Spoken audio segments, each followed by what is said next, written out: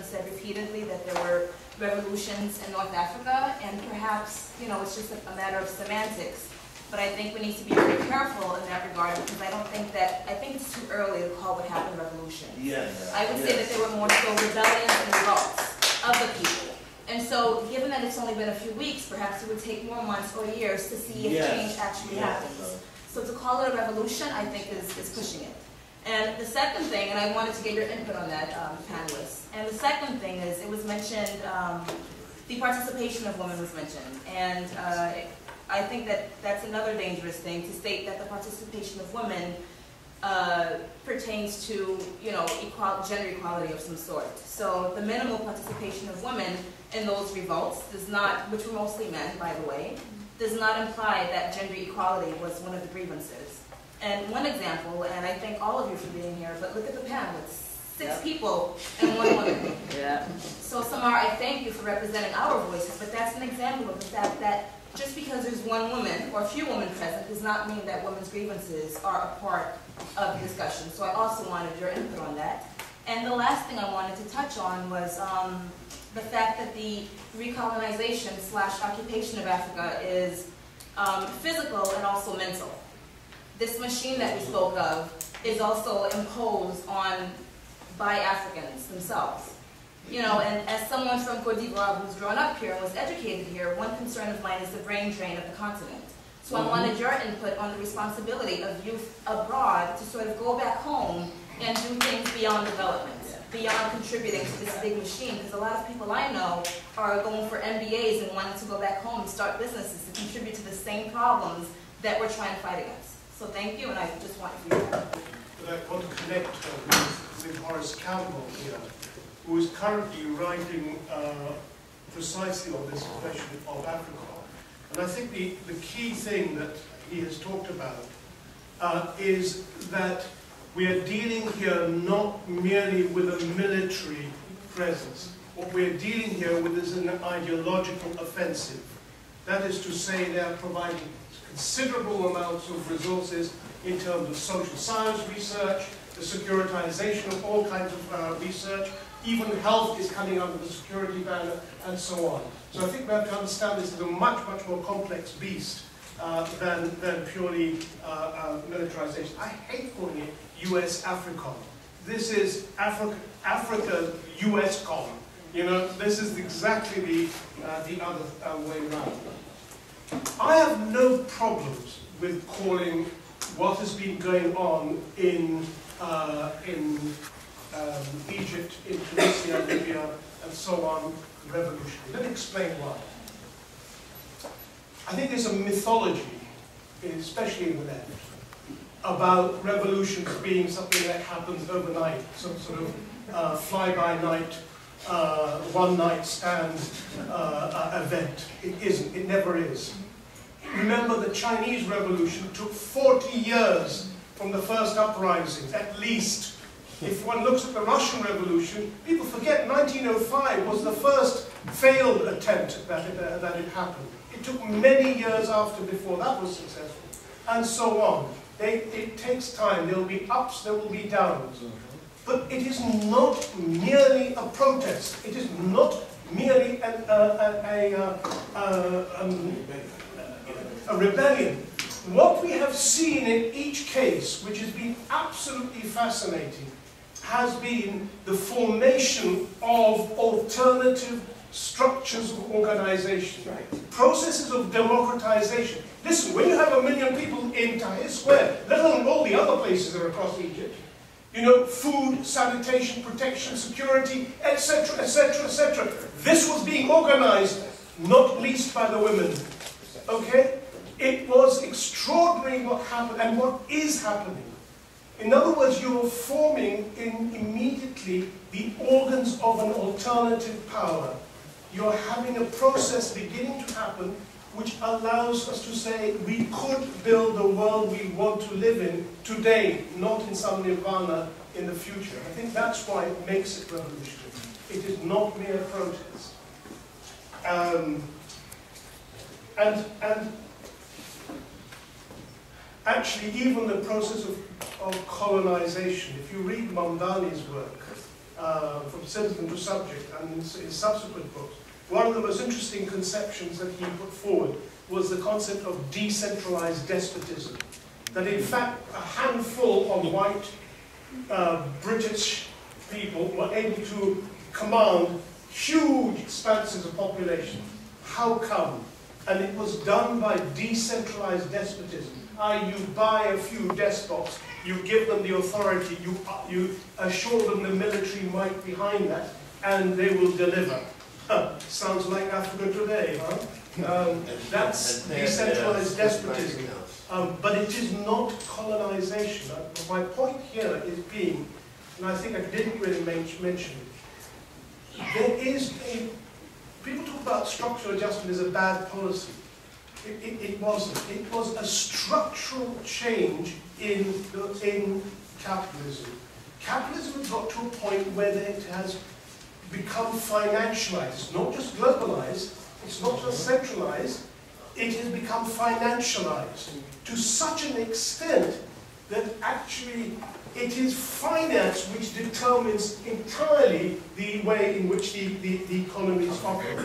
In order for them to accumulate, don't forget, since 1970 or so, the rate of returns, the growth in the economy has been less than 3%. It's been down there, whereas previously it was 7–8%.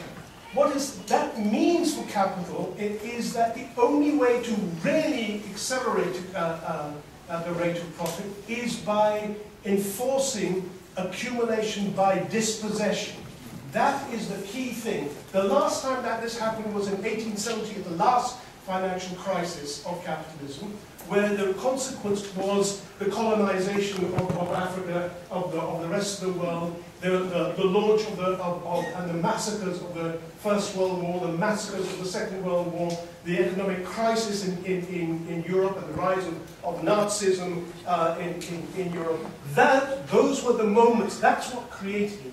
We are going through precisely, as Sowore Omoyele argues in this book, okay, precisely the same period, almost 100 years later, starting in 1970, we have a structural change, which means that you have the dangers facing us of massive accumulation by dispossession, occupation, seizing of resources. Iraq, Afghanistan, it's already started. Okay, let's be clear that that's happening. We're living in an age of wars and revolutions.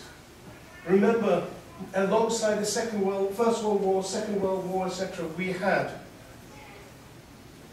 the Russian Revolution, the first revolution, successful revolution against capitalism. Whatever happened afterwards, it still did happen. We had the Chinese Revolution, revolution by peasants, for goodness sake. You had Vietnam, defeat of the French imperialism and of US imperialism by some tin pot little country of peasants once again. This is a period we are living in of immense hope, but potentially immense disaster. Climate change, nuclear, Japan frightens the shit out of me. Yeah, if you want to, can we just take a little bit more questions from the audience? Because the panelists took too much time answering the questions. I'd like to complain. Can we just take your question briefly, please? The United States is one of the most arrogant countries we have. The ruling class is arrogant and the movement is arrogant. The thing is that we are not far into independence. We just got independence yesterday. We have the right to make mistakes without intervention, without imperialist intervention into those countries. And we are trying, and a lot of things are unfolding in terms of what we are doing. I think that we have to be cautious about, in terms of when we move forward, in terms of supporting movement, that we don't make the same mistake that we have made in the past, in terms of looking, because in America they have, they have the luxury of choose and picking. Either you pick UNITA or NPLA, and you support whichever one you want to support, or you support ANC or PAC. We can't afford to do that in this modern period. And so it is necessary that we know exactly in terms of how history is unfolding and what we're going to be, our response to it. Not every uprising is going to be a popular uprising. We have to know when we can know a popular uprising as opposed to those that are set up by imperialism and what imperialism will do.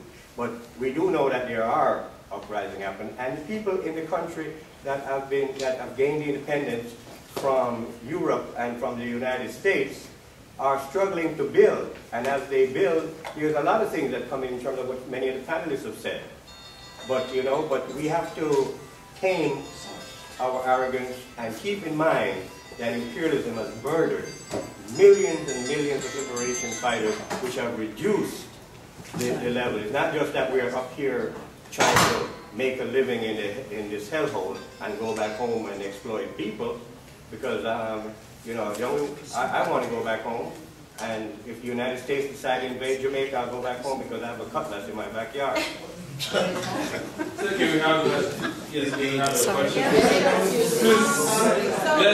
Let's make these questions now. Yeah. So I consider it an extraordinary opportunity that all of you are here. With that in mind, I want to draw everyone's attention back to the title of this panel, Strategies for Africa and the U.S. Left.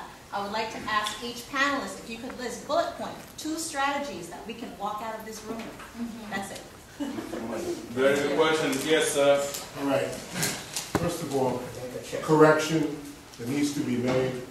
There were U.S. bases in Africa. It was in Libya. Okay?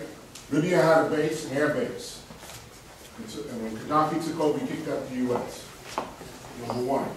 Number two, in reference to Libya being a poor country, yes, that was true in 1951. But the average per capita is totally different today. They don't believe in rent. They own their homes, and if you're in an apartment, you own the apartment, etc. One of the things I got a problem with a lot of people in here, we tend to revere certain people who are supposed to be progressive media people. Mr. Caduce, who's with Democracy Now!, went on Gil Noble and professed not to be an African where he was born in Egypt. He said he was an Arab. The racist language that came out of this so-called Libyan, and I call it the monarchy uprising because that flag is the monarchy, and those are new flags, those are not old flags. Beware. It's funny how the U.S. responds to the monarchy uprisings and the stuff that happened, and those were violent. For some reason, they turned violent very quickly. In Iran, where you had folks in California flying the Shah's flag, and then and the news says, "Oh, this is a revolution. The Shah is a revolution." Come on. Why? This YouTube journalism. When did we, young folks, please read. Please check your history. As the brother said there, yes, we got to make some mistakes, and some people have stayed in too long. But Gaddafi supported, and there's a reason why the British foreign minister outed himself. He outed himself. He picked on Chavez, he picked on Nicaragua, and nothing was even involved. Come on. The helicopters landed in the desert, uncovered, and then all of a sudden the place got real violent. That was the British helicopters. Everybody else took off by the sea. When do you know anybody that's been captured that belongs to the military of a foreign European power that gets let go in 3 days and gets put on a military ship and says, "Thank you, please go home"? Wake up. Yes, we need to deal with our continents. But revering people like Amy Goodman and that let racist language go on to the brother Horace Campbell came on is shameful. That's why we got to take back BAI, because this nonsense with these Brits coming over with this racist language is terrible. Thank you. Can we take one more question and then the panel will address? Yes, that's how you brought out the back. Yes. Question, I said, please. Yeah, it is a question. We all know that Africa is susceptible to, many forms of different types of terrorism, such as not only the terrorism that is galvanized on television, but also things about women being raped and children being kidnapped and forced into prostitution. So the only reason why I'm asking this is because me and my 2 schoolmates here, we are representing Tanzania at the up-and-coming Modern United Nations Conference in about a month. So one of the topics that we'll be discussing is how do we, what forms can we take to counter terrorism while protecting human rights? We all know that that is a big issue in Africa, that human rights are being violated on a regular basis. So what are some of the steps that can be taken to counter different forms of terrorism while protecting human rights of every citizen going now and going forward? That sounds like a question I would give you. I'm an adjunct professor. Is that homework? All right, we'll give it to the panel. Thank you. I'll try to answer the question the sister raised about what some of us, I'm from Cameroon, and I've been living in exile since 96. I'm part of the 1990 student movement in Cameroon. And I think one of the things that happened in that for student uprising at the time in Cameroon was the total lack of solidarity in terms of what we were reading from activists in South America, especially how much solidarity they had in their own struggles happening there. And so when I ended up in exile, I think that's kind of the focus of the work we're doing in the media, to try to bring together, because what has been is that people do not show solidarity not because they're not interested, they just don't have enough information. So what we try to do is to create these independent media platforms that can bring together people who are working in the continent for, to emancipate themselves, and people from out of the continent who are interested in this topic, so that they can get these exchanges and get solidarity when they are confronted with, like the situation in Burkina Faso right now, right? Where, first the country was a total French-controlled territory. Thomas Sankara came forward, changed the situation completely, health, economic, women's rights. I mean, in Burkina Faso was totally, transformed. And then the French decided, oh, this bastard is getting out of control, and they get Houphouët-Boigny to get a coup d'etat, get him out of there. And now, Compaoré not only, took the country several years back, but just, put Burkina Faso in a situation where right now the Burkinabe people think it's like a chance for them to change their own situation. And I think the frustration when you talk to people down there in Burkina Faso right now, who are involved, or in Mali, who are involved in fighting against companies that are seizing their land to plant plants to produce biofuel, the first thing you hear all the time is, listen, it's so heartbreaking how the kind of indifference we get from people like you who claim to be activists in the global north. So in response to your question, what do some of us like Africans who have left the continent and are living in the global north now, what do we do? I think one of the things that we can do is to try to, explain what is going on beyond the media cliche of, these people are just barbarians, they wake up in the morning, you slam your cousin in the head for sports or something like that. So, I was at the 200th anniversary of the end of the Atlantic slave trade at the, how do you pronounce it, Schomburg Center? And Schomburg. And there was, the conversation went along what was happening in Africa, and it was so sad that a young lady, the students, when she heard about what was really happening in the continent in terms of what happened in Rwanda and stuff, she stood up in the platform and said, listen, I have a lot of African friends in my school. They never told me this. They repeated to me the same thing you were just complaining against, that the media is parading like a cliche. So, and there are a lot of reasons for that. Take Cameroon, where I come from. A lot of the history of Cameroon, I didn't learn it while I was there because the dictatorship wouldn't let people get this access to this information. On the other hand, I needed to leave the country and live in Germany to learn it from French activists who were able to dig up this information in archives in France. So there are all these things playing, but I think in terms of we like African activists, we really need to do that job of bridging the, the information gap here in the global north, and, trying to be able to direct solidarity support to the activists back in the continent, no matter what that might mean. Today me and you are talking in Senegal, there's a serious uprising going on there, right? And when I was on the phone with them, I'm like, what can we do for you? What do you want? And they were like, hey, get the president's number, call him, tell your friends to call him. He doesn't like any person in the US to know about the story because the Senegalese government cannot survive any single budget stuff without support from IMF and US funding. Those are they are almost cliche type of things, but they do make differences for them. I hope I answered it. Yes, let's put it this way. This is the USA. In technology, it's so wicked that in 5 minutes the lights will go out in this room. That's how it is. And it's capitalism too. After 7, no more electricity for you. So what we want to do is to revert back to our panel, make them give their very short, wrap up, and then outside of here, tonight actually is supposed to have the biggest moon. Let's go on the street and enjoy it. That's in history. Biggest moon is supposed to be tonight. Like, huge moon. Look out. Talk more. So I'm going to start with Span. Please give us a very short wrap up, and then we'll continue the discussion after here. I think for me the way forward really is that we should learn from history.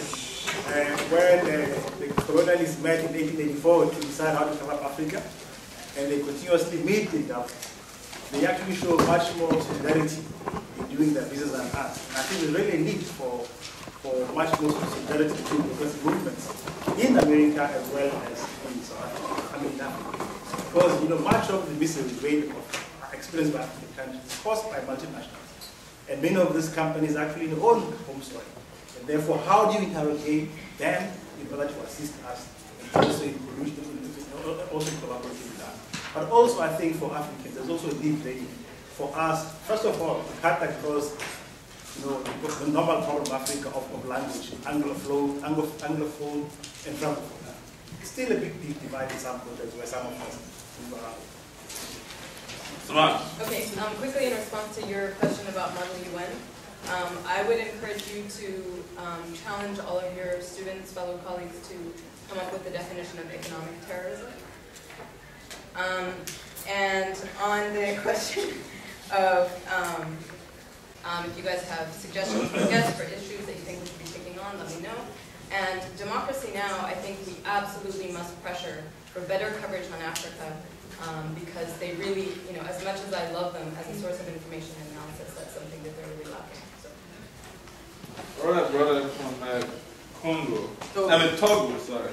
Okay, I just want to make a comment on one few things. If we remember that when Ben Ali gone, at a certain moment, the United States, France, and other countries, they said they would block his money in the Western countries. If you remember, in Mubarak also, at a certain moment, they said they would block money. When Gbagbo had problem in Cote d'Ivoire, they said we would block money. The question is, my head of state and other head of states, do they have money in Western countries? And why do Western countries do not block the money so that it will help develop our country?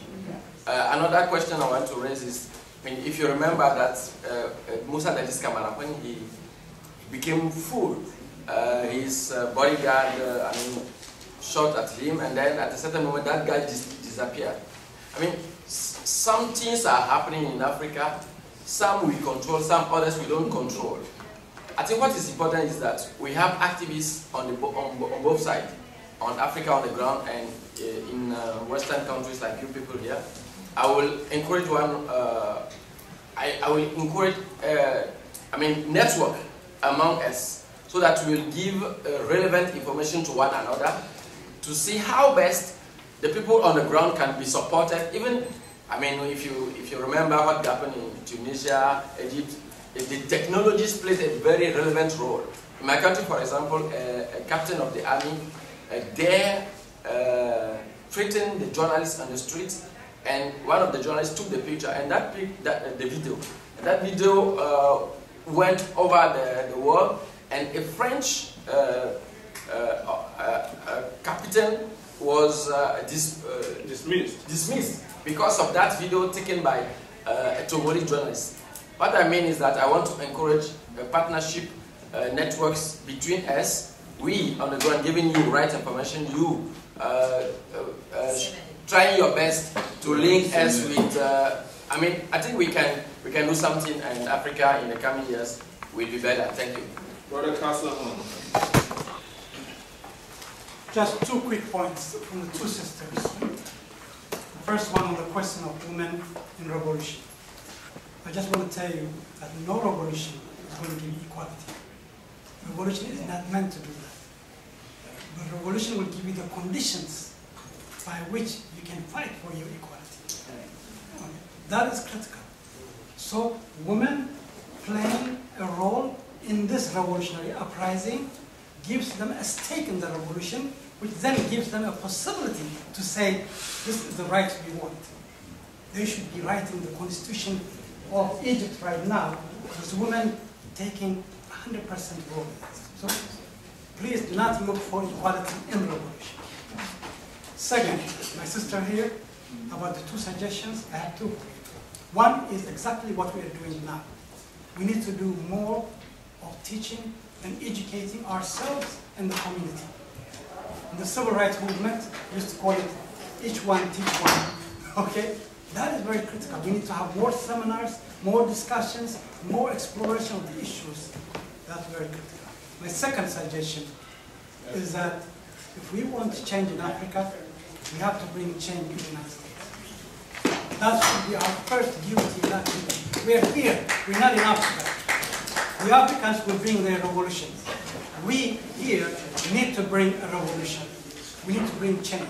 We need to bring consciousness. So we need to be active in the political process to say what is going on doesn't represent us. Okay? We need to do something. Smith? Oh, okay.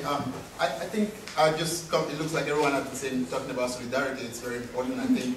But also, I think one of the places there's one of the political elite that has sway on the destiny of Africa, that's the French political elite.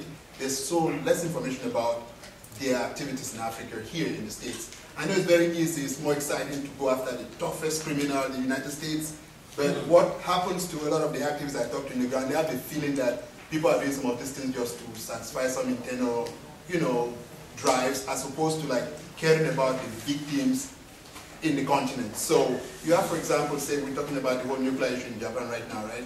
France is the third biggest supplier of uranium rods in the world for nuclear stuff. All of that's coming from Niger. The last mine in France was closed in 2000. All of that's coming from Niger, and people in Niger are receiving more than 10% extra uranium byproducts in their drinking water in their communities. And the French government says they don't have anything to discuss with them, let them discuss with their government, right? Or you want to talk about the oil companies who are doing all what they're doing here.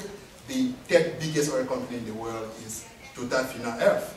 But Total Fina Elf, more than 70% of its oil comes from Africa, right? Or you want to talk about the global climate problem. I mean, the biggest European supplier of, tropical wood in the wood market is a French company called Rougier, right? 90% of that wood comes from Gabon, Cameroon, and Equatorial Guinea, illegally cut.